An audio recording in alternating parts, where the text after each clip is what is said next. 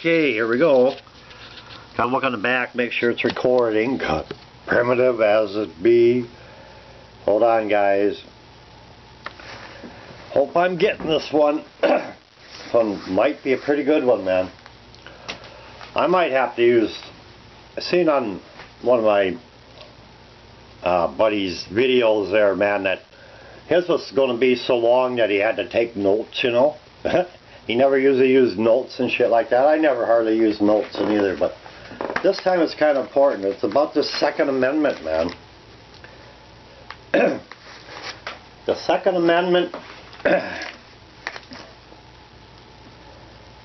the right to keep and bear arms. But below it, it says, a well-regulated militia being necessary to the security of a free state, the right of the people to keep and bear arms shall not be infringed. What's that sound like to you guys, you know? What are they preaching on the street? What are all these nut houses doing running around? They're all talking about guns, right? The Constitution of... This was wrote in 1792, man. It was like their second attempt or something like that. The birth of our country, we just want our freedom from England. England used to tell us how to put a military together, you know. England knew all that shit. USA didn't know it, man. We didn't always... I mean, come on, people. We haven't always had an army, always had a navy, always had freedoms and all this shit. No, we slowly been getting them as the years go by, man. But back in 1792, a well-regulated militia. The militia was what's like the National Guard we got now, man. We didn't have an army really much then, you know. Britain beat us what we had. We had a few thousand, but we needed it, like, protection from world protection, you know. France could have invaded us, you know. Germany, any of them other nations could have had a whack at us, you know, too, you know, just as strong as Britain. So we had to have a militia being necessary to the security of a free state. Oh, and by the way, a well-regulated one, for you guys that don't want any goddamn regulations on your guns and shit. Oh, that was the third word, wasn't it? Regulated. A well-regulated. A well-regulated one, okay? This was wrote by the goddamn government of the United States, man. Who do you think made the Constitution, man? They didn't have a Constitution, then they had, you know, they had a government first, they had a few guys get together, let's write this thing. That was enough to call it a government. I mean, the paper didn't fly out of nowhere and says do this and do that, you know. So anyway, they only had a couple of years of independence. They're trying to put a constitution together. They're trying to get an army organized. 94%, in the 94 or something like that percent of the population were agriculture people. They didn't have a fucking concern for guns. Their food come out of the ground, you know.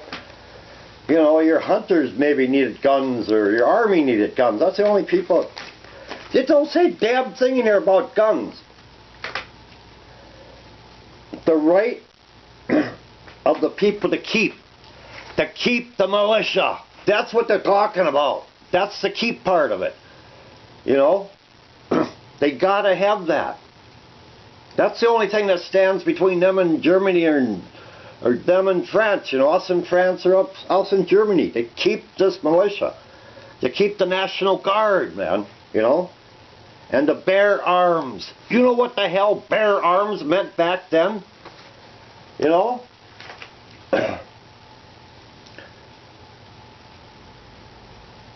You're being able to serve as a combat in the armed forces, man. They were trying to figure out how they could tell people to go kill other people and this and that, you know, give them permission, you know. If you drop a bomb out of a bomber in the Air Force, you ain't going to see your target, maybe kill 100 people. But if you go out there, goddamn Colorado, like McBain did, you know, with a truck and blow up 100 people, his ass fried, man, you know. They did both killed, man, you know. But they had to figure all this shit out, the rules of the army and crap. to bear arms, man. That was, and this is the way, to serve as a combatant in the armed forces. You could serve, that was some of your right to serve defending your country, basically back then. You know, we were still struggling, man. We had other nations bigger, just as powerful as Britain, Christ, that wanted a chunk of us too, you know. But that's what that means. You could volunteer yourself because you had a weapon handy enough at your side that if you had to be called up in a minute, like the Minutemen or militia, back then that's what they had. They didn't have cell phones, they didn't have an army or nothing like that, you know. They didn't have any organizations, you know. They knew about regulations, a well-regulated, that was the third word, they knew about that. They're broke, you know, they didn't have any money, all these people, everybody wants this and that. Well, that's to give you the right to get in a national, or volunteer your services to the National Guard, defend your country. That's what the Second Amendment is, man. You know, that little chunk of freedom there between the bomber pilot and Jim McBain, you know. That's what it is. There's a lot of fucking mention of guns any place in here, man. This is all... I don't know where it got changed around the guns, man. It wasn't about guns before, man. I don't know when it got to be guns. I even did a tape on that. When the hell did it become guns, you know? All they had was they were all farmers. They didn't have guns. That was about why would they put something...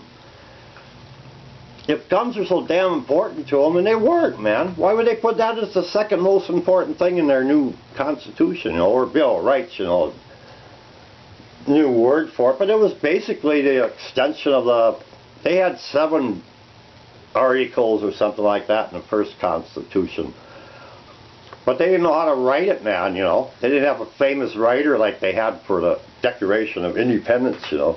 Well, that fucker really knew how to get the words right, but I don't know. That's my views, man. It makes sense, you know, when you go by the meaning of what bear arms meant to. That meant that you could volunteer for the service, or compulsory service, kind of like, you know, not compulsory, more or less voluntary compulsory service, something like that, you know. They needed people. People wanted to go in the service to defend the country, you know. Either that or they're going to be farmers, you know. That's all. 90% of the people, more than 90% of people were in the agriculture, farmers, you know, when this country was founded. You think guns were that big a fucking importance to them, you know? The only important thing to them was getting their crops in and having a well-regulated militia to defend for security, man. They knew they could depend on their militias, man. You know, they didn't have to have they weren't worried about having a gun for themselves or anything else, but they were worried about the militia having to be able to have guns and shit like that, man. That, you know, this was all new to everybody. And infringed. We forgot the last word, man. Shall not be infringed. It doesn't say infringed upon, it says infringed. That's, back then that was like, if you infringed on something, you broke a contract, you would infringe a contract. Broke an agreement, you would... They were worried about the government, man, not supporting the militia and shit too, you know. You know, agriculture and militia, that's all we ran on for a couple of years. Statesmen, whatever we had, you know. You know, actually trying to do something, get this country going, get a constitution. We had people in government before we had a constitution, man. First it was people, then it was government, then it was constitution. You know, some people say, oh, the people, the constitution made the government. Nah, fuck. You have a government, 10 people got together, or 30, 40, whatever it was at the beginning. That was our government, man. You know, we didn't have a million or how many million people did we have, man? Maybe 1.5 million or something. It wasn't a lot, you know, like Alaska. Would we need